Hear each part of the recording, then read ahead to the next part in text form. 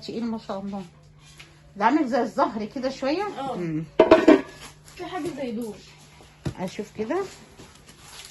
ده طقم ده. ده بكام ده؟ 300. ب 300 الطقم مش كده؟ حلو جدا ما شاء الله.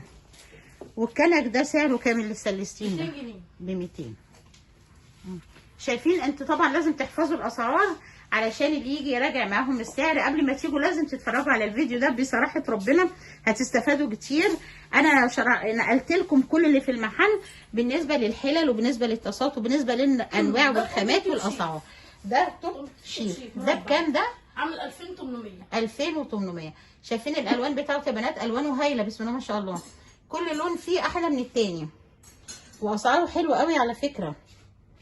عايزه اقول لكم انا يعني مش بزكيهم بس حقيقه هم اسعارهم ارخص من بره بكتير.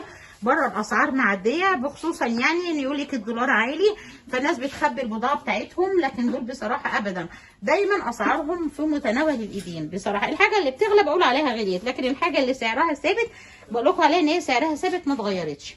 ده بالنسبه للطقم ده سعره كام؟ ده فرداني.